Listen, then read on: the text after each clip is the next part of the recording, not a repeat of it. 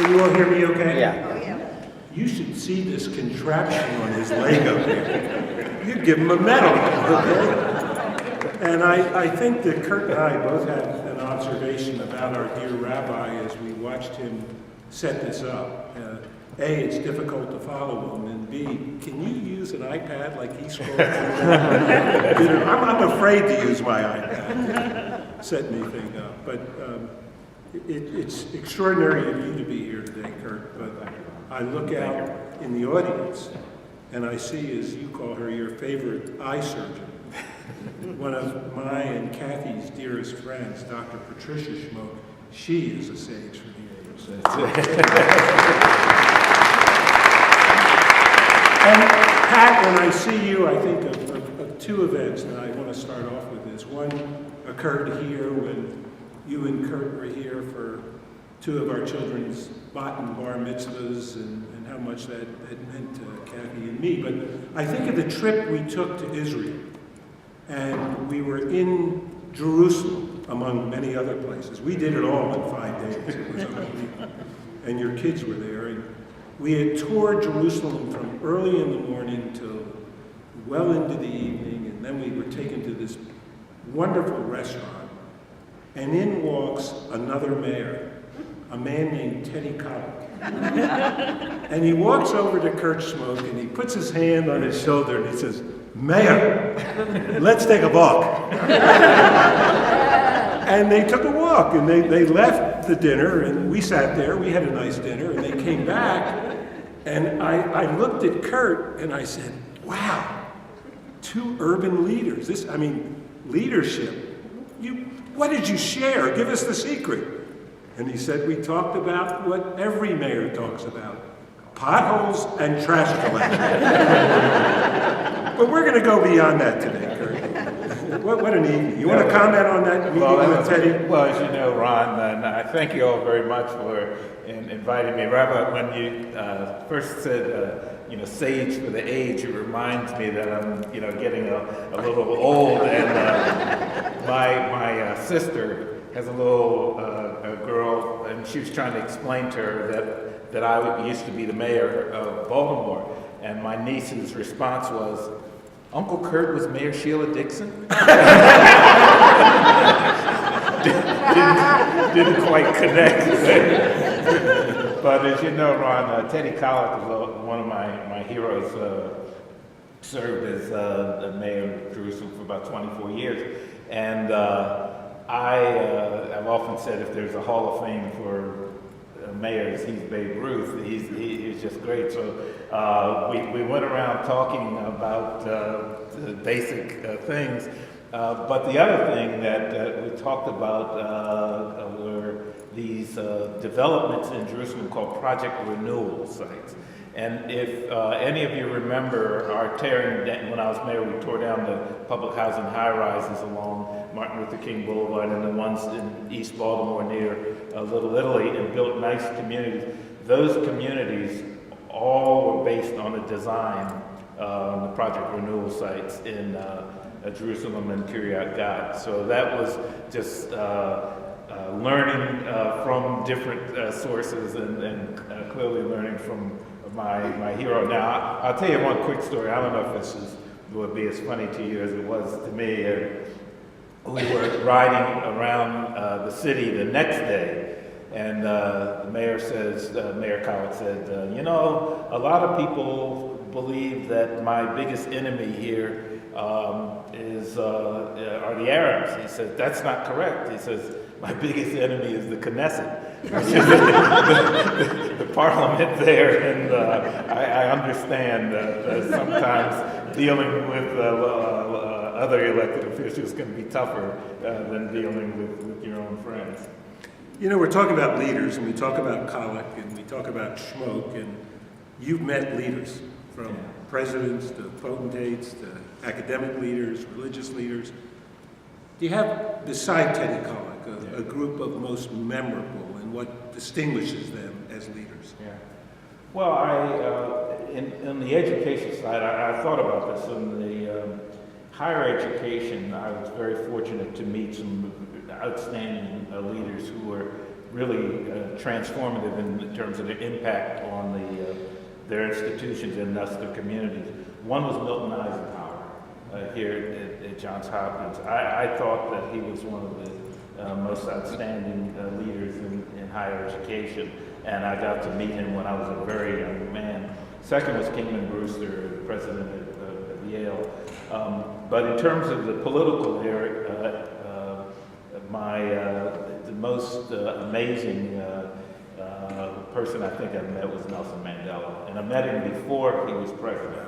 He was out of prison, came to the United States, spoke in Congress before you were there, and he was just sitting in the car waiting for his entourage, and I asked the police if I could go meet him, and he said, fine. And he was just so kind and warm, but he just exuded a sense of commitment and caring that I thought was most amazing. Now, I have to tell you one quick story, though, about another leader that I only got to shake his hand. We had Pope John Paul came, if some of you might remember, in 1995, I believe. He was here, and everybody, we were trying our best to be on the right protocol. We talked to our council members about this. We were going to go out to the airport and meet the Pope as he came off the plane, and it was, to the extent you say something, you nod, or in any event, one of our council members, Dominic Mimi DiPietro, may he rest in peace, was there with us, and we were standing in the line. The Pope comes down. We were all ready to be so in awe of him, and Mimi steps out of the line and he says, "Put it there, Mr. Pope."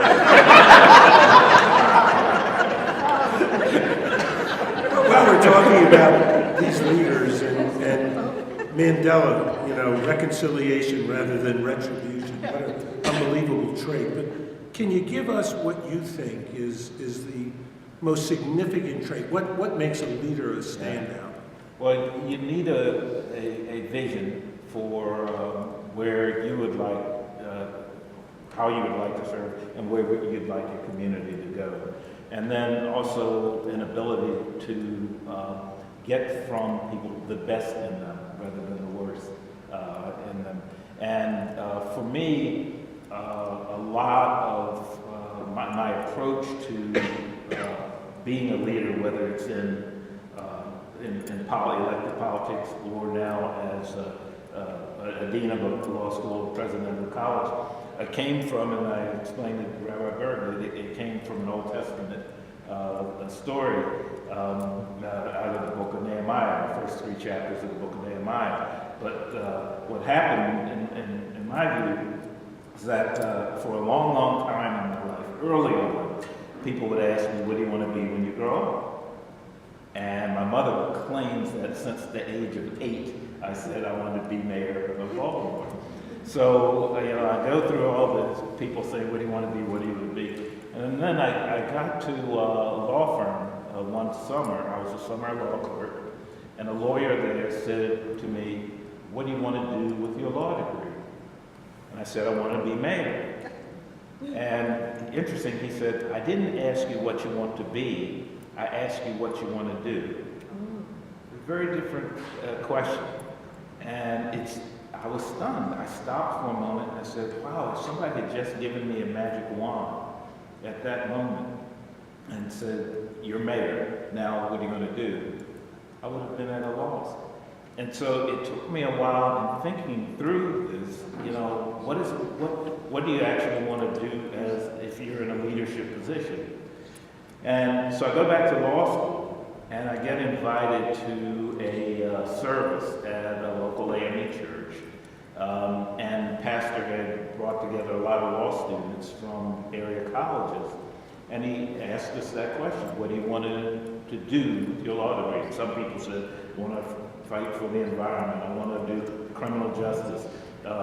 Some people said, "I want to make as much money as I can, as fast as I can."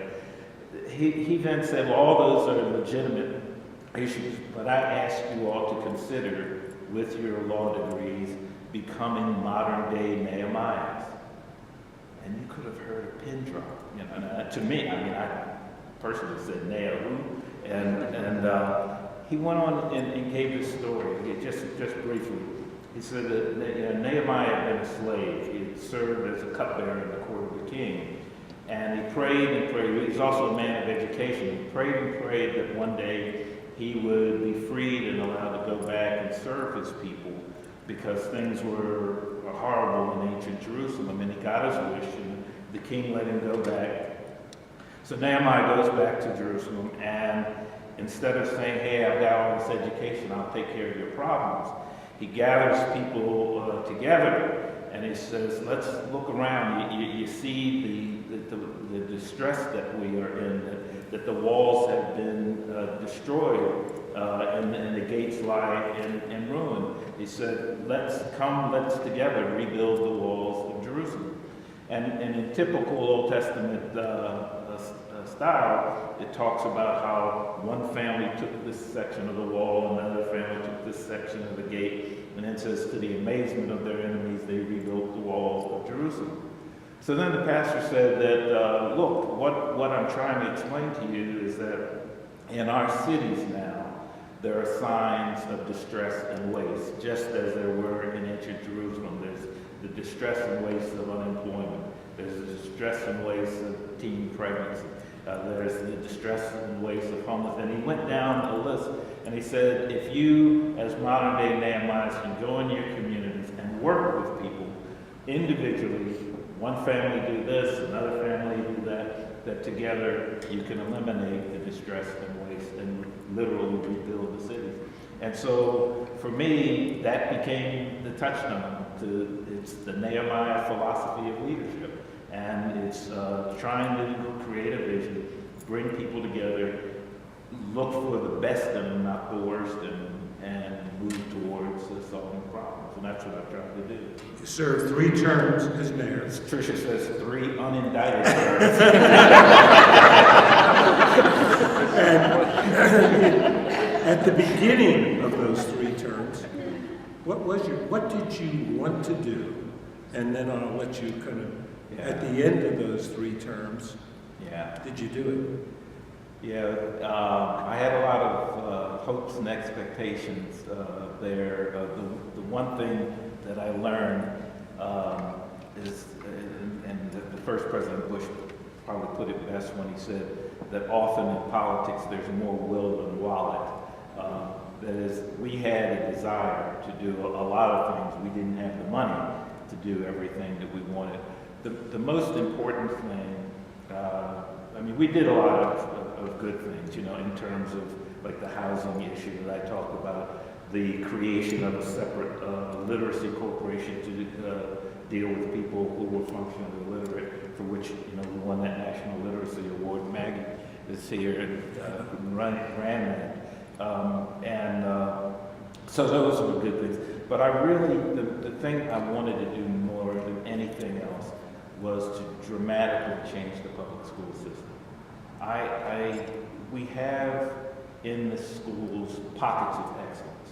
We've got some great high schools. We've got now, I'm talking about when I left now. I'm sure Mayor Rawlsworth would say that more progress has been made, but at the time that I left in '99, we had a handful of great high schools. The middle school was the Achilles heel of the system. That's where kids, we were losing them there.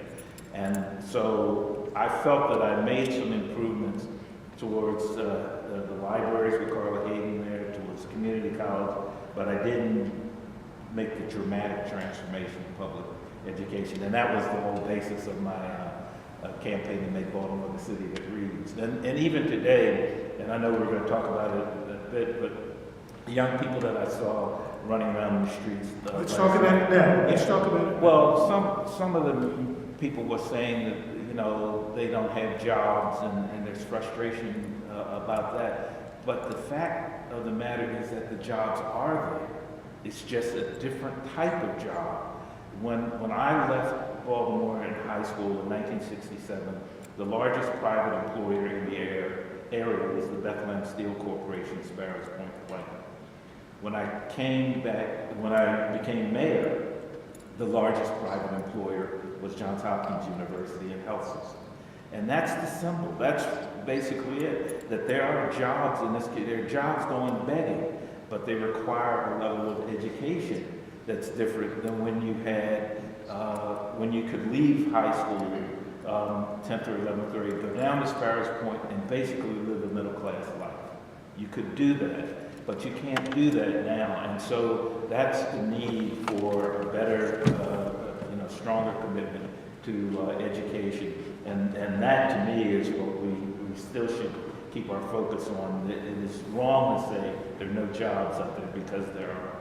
You know, you sparked so many questions, but you're a sage for the age. Okay. And you were called a wise young mayor, okay? But you're wiser now. You've lived a longer life. So what would you, let's stick with your administration for a second, then we'll jump to the present.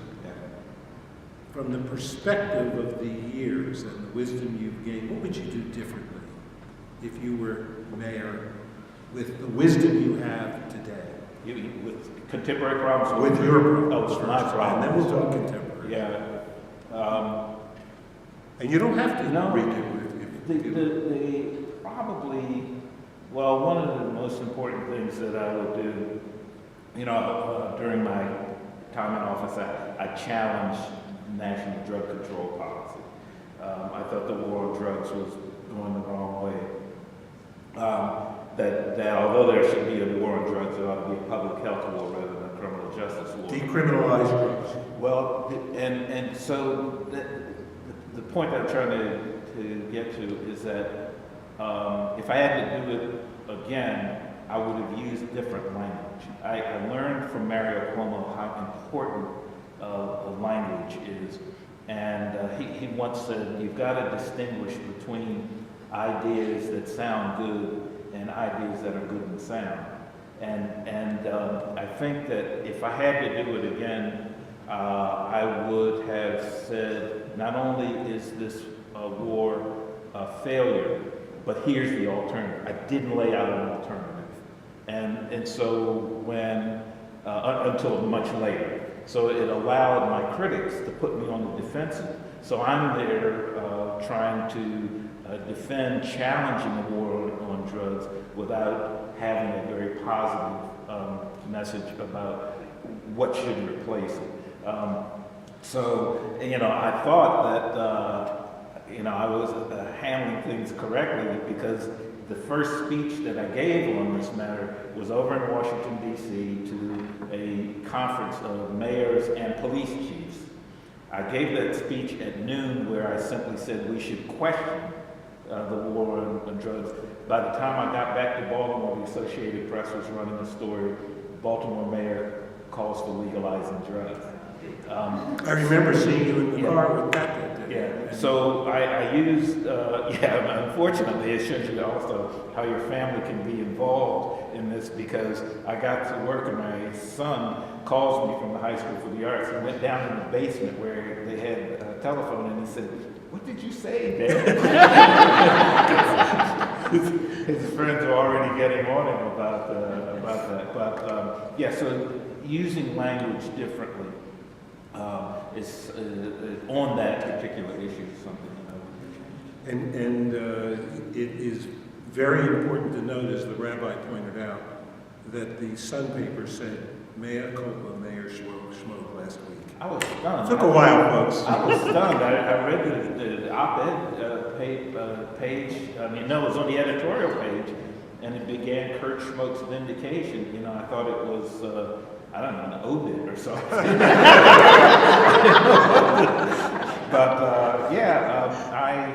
I'm just so pleased to see that the language has changed.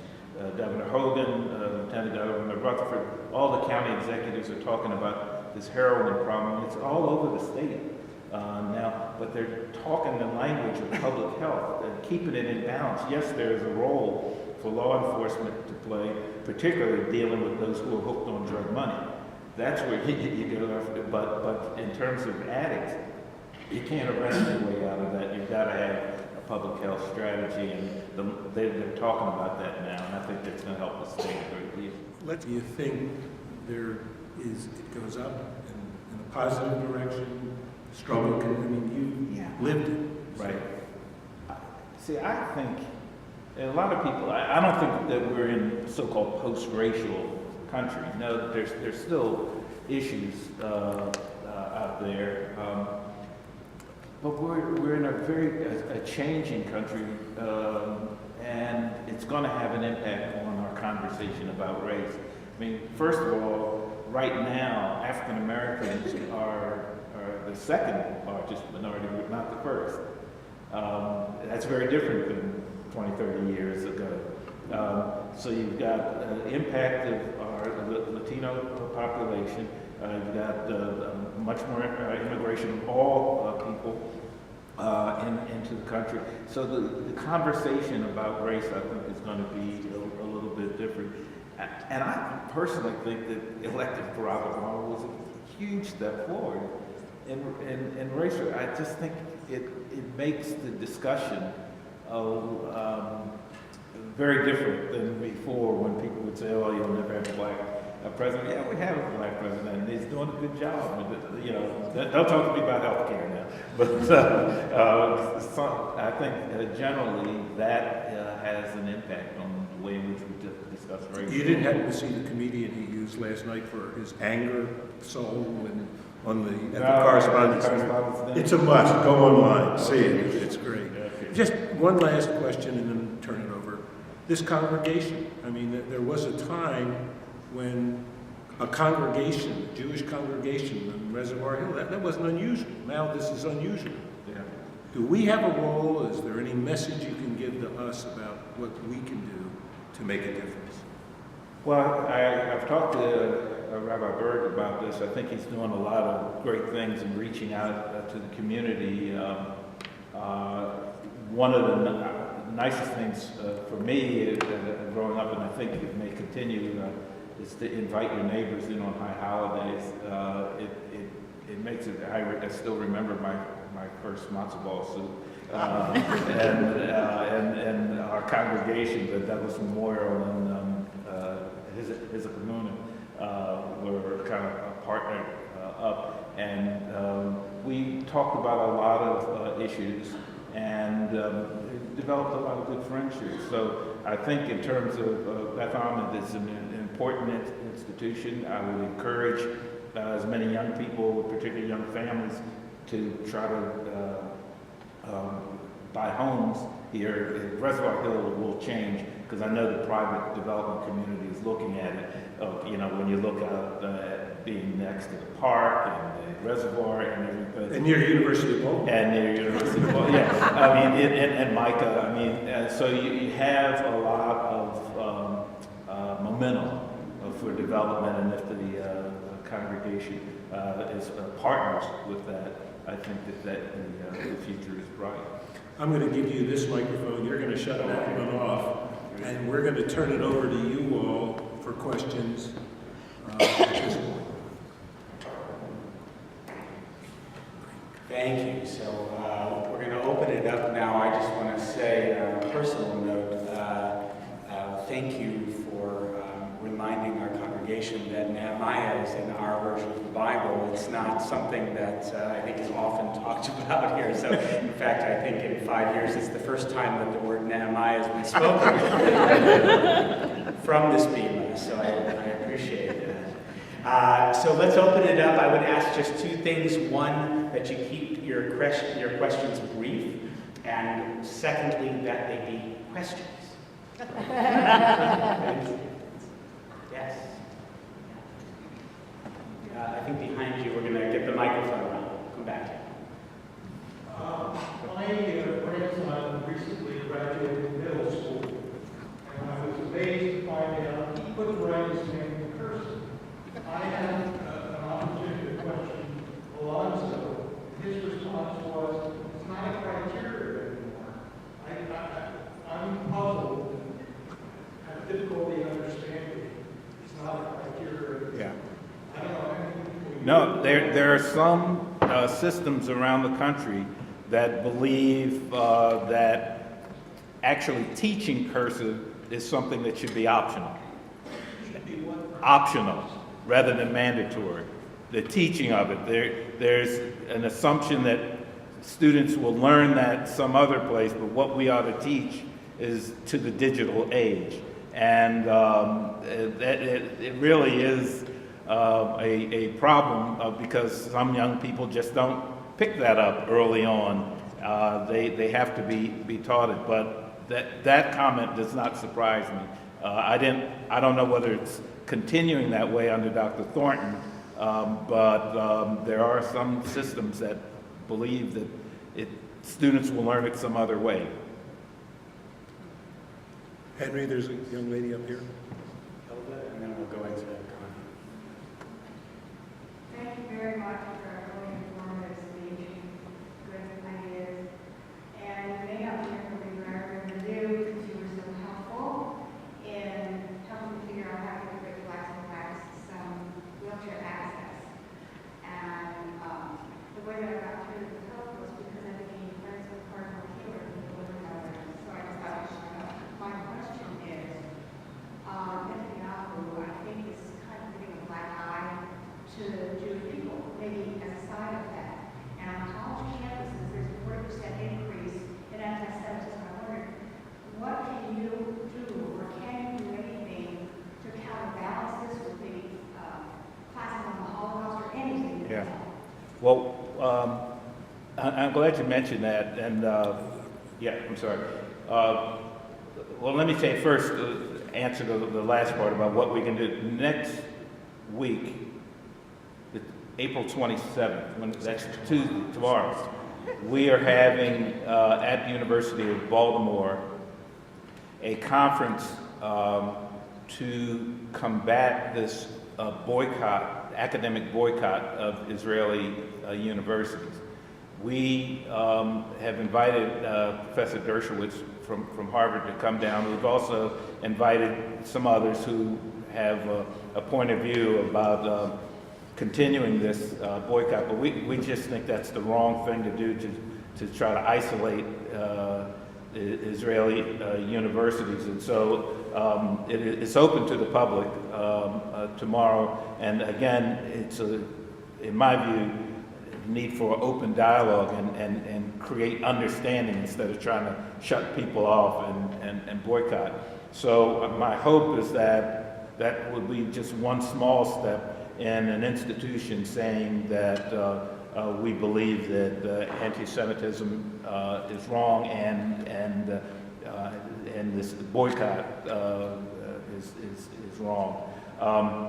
The Netanyahu, his leadership, I was a bit worried that we were going to see a ripple effect of division between blacks and Jews on that. And I let the Congresswoman talk about what happened there, but apparently enough Congress people did come to hear him as just being respectful.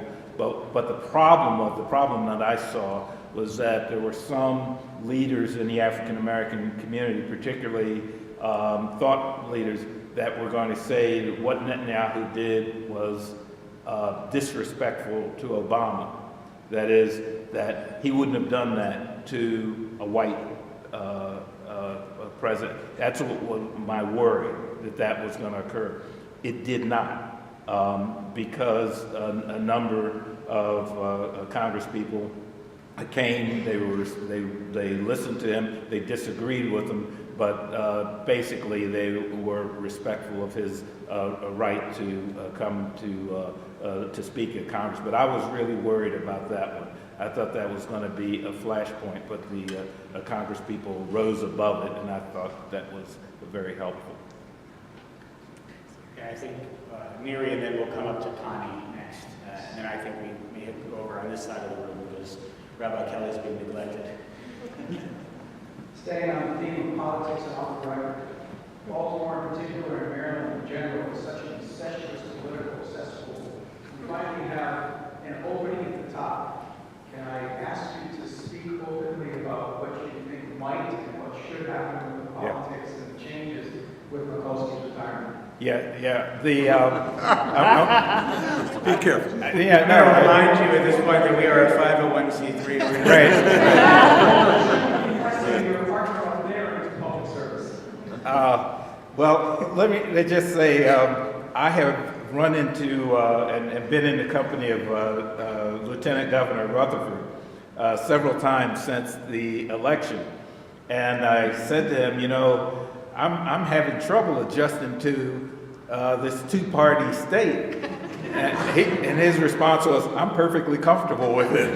So I think that you're going to start seeing that. Anne Arundel County now has a majority of their local elected officials as Republicans. You're starting to see that in several other counties. In fact, the National Republican Party has developed a playbook that says we're not going to start necessarily at the top. Let us go councilmanic levels, county commissioner levels, and it's really paid off for them, particularly in the state legislatures that have become Republican, because then they get to redraw the maps for congressional representation.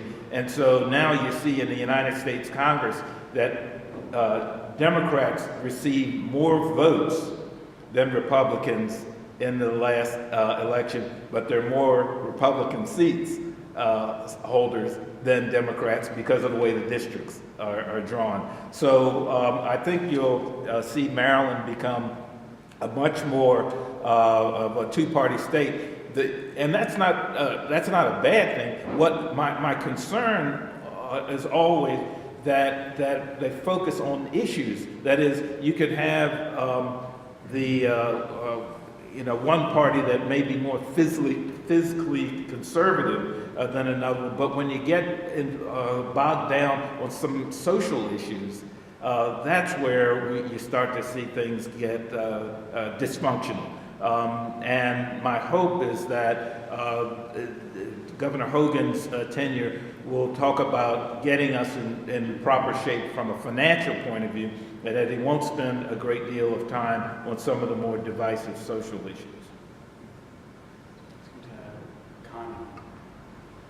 So assuming you think that there's room for improvement, do you have any thoughts on how to improve the culture of police departments, not just in Baltimore, but major metropolitan areas? Yeah, I do think that I was reminded recently in talking to some people about the current situation that I had the opportunity to appoint a police commissioner. And the reason that I selected Tom Frazier as a commissioner after interviewing the top finalists was this line. He said to me that if I'm selected as your police commissioner, I will hire police officers in the spirit of service, not the spirit of adventure. And I thought that was really telling, which meant that he was going to be involved in a training program that conveyed to the police officers that you should be a part of the community, not apart from the community. And that's the big issue. It is training.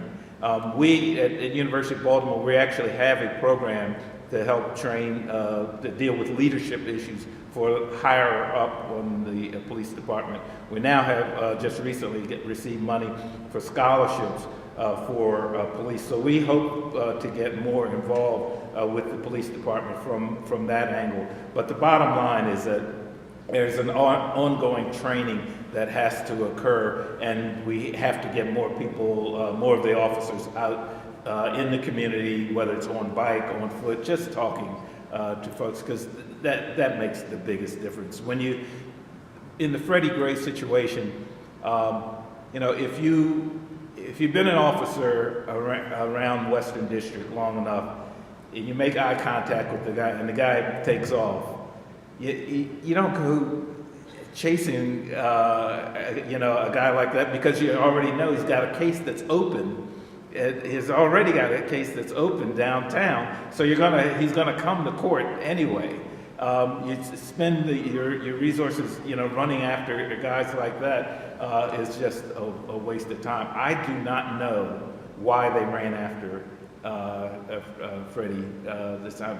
Whether did he give him some obscene gesture or whatever, but a good training would have taught all of those officers, let that guy run. We've got bigger fish to fry, and also he's got a case that's open, so he'll be in court soon. I don't want to waste time. I do. Yeah, Sally, please. Hi, I'm curious, you were challenging the war on drugs, Yeah. public health model. Are you aware of or responding to the potential for mass incarceration, which has become this huge problem? And do you see right now the trend beginning to shift away from that? Yeah, when I talked about the war on drugs, I knew that mass incarceration was a big issue. I also knew that the private prison industry was growing tremendously, and that was another new pressure or interest group that had to be dealt with, because for them, the war on drugs was very profitable. And but in talking about the issue, I thought that I had to come up with a way, that didn't seem as though I was soft on drugs, and also that I could include more people in it. So what I did, instead of saying, look, I want to talk to you about the disparity in sentencing or the impact on blacks rather than whites, I went to folks, generally a skeptical audience, and I said, for a moment, could you just answer 3 questions in your mind? First, do you think we've won the war on drugs? Secondly, do you think we're winning the war? And said third, do you believe that doing more of the same will win the war? And so if you can't answer yes to those questions, would you consider alternatives? And that's generally how I got the dialogue going with people, but always in the back of my mind, because I had visited so many prisons when I was state's attorney. I mean, I was shocked at how small the cells are, how long people stayed in day and day out, and recognized that the goal of prisons is to try to make people better coming out than they were coming in, but ours were simply embittering, if that's a word, people, and they were just coming out looking to continue their trade. But the mass incarceration issue now has become far more prominent. But at the time, that's 1988 that I started talking about this, it was not a key issue among most people. Matt, and then up to Judy. As a young teacher, I wanted to thank you for bringing up the problem.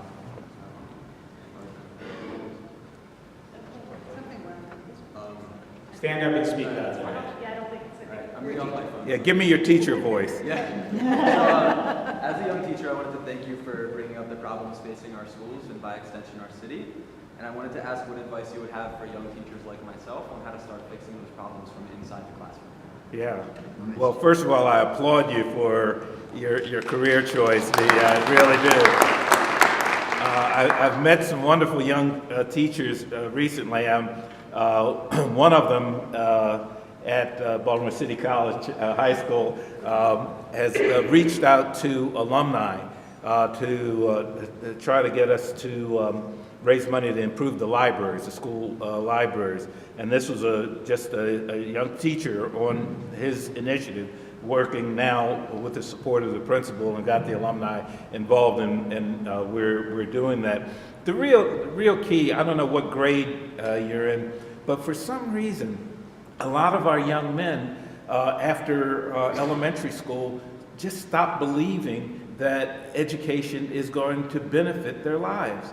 And anything you can do to lift their vision, whether it is field trips or inviting people in who have been in their circumstance and now are fairly successful in life.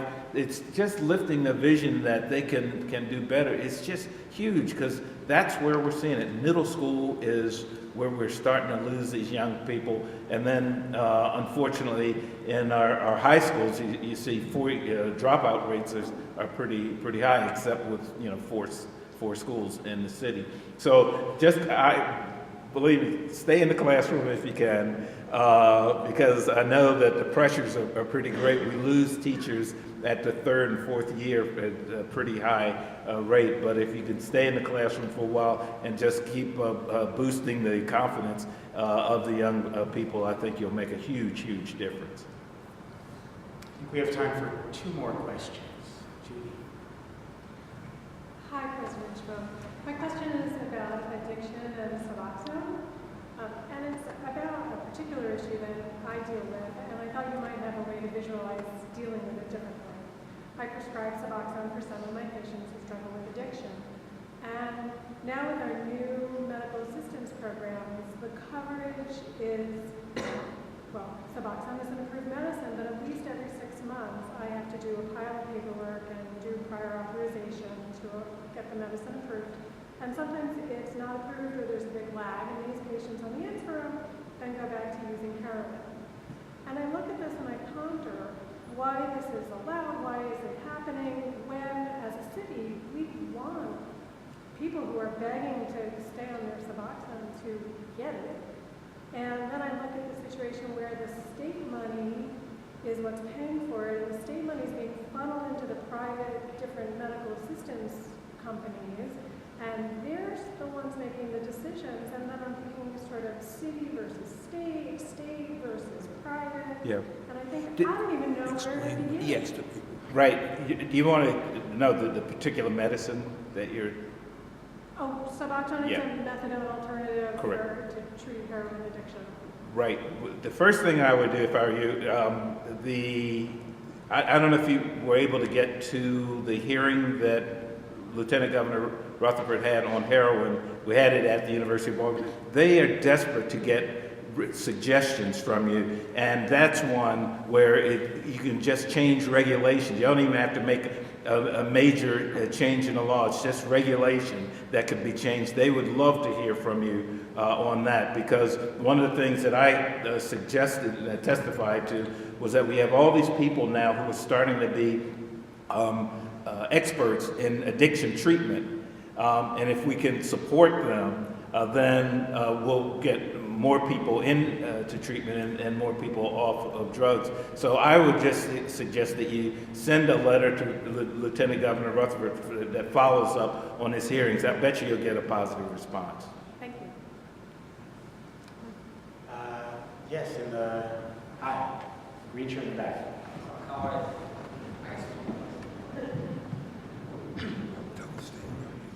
Would you stand up, please? Thank you. Thank you for coming in. It's been a really fascinating half hour. So I've been living back in Baltimore for about 5 years after growing up in the county and going to DC for a little while. It seems like the city's really been changing in a lot of different ways and growing. But just from your experience of being with the city for a long time, how different is this city than what 5 years or 10 years, just from a growth and population standpoint? Or where do you think that growth is going to come from? Yep. The one thing, the city has gotten smaller, as you know. Right after World War II, 950,000 residents, Baltimore City. Now it's down to about 630,000. But that shouldn't concern you too much, because that keeps us about the size of Boston and Atlanta. What's happening, I see a lot of optimism by the business community. The fact that Under Armour moved into the city, the fact that the Laureate companies are in, and many others, I mean, it gives me a lot of hope that there's some optimism from the business community that things are going to go well in the city. So I do think it's probably, the population is probably going to stabilize around that 650,000 mark. Our problem it's a historical problem. I'll just quickly tell you that a lot of cities saw the problems coming that we had, which is right in the core of a fairly a robust economic county. You've got a city that has half the state's welfare population. So what those cities did, and I'm talking about Indianapolis, Louisville, Jacksonville, they annexed. Oh, man, can you imagine what would happen to us economically if we could annex all the way to the Beltway and capture the property values there? But our state constitution prevents that from happening. So all the other cities that basically are our size, they seem to be a little bit more vibrant economically because they're able to tap the wealth in the surrounding area. So we have to do it very differently, and I think the mayor's strategy makes a lot of sense, trying to bring families in, hold them in, which means improving the schools, hold them and grow that way. And I think that's the positive path that she's pursuing, and I believe that it'll be successful.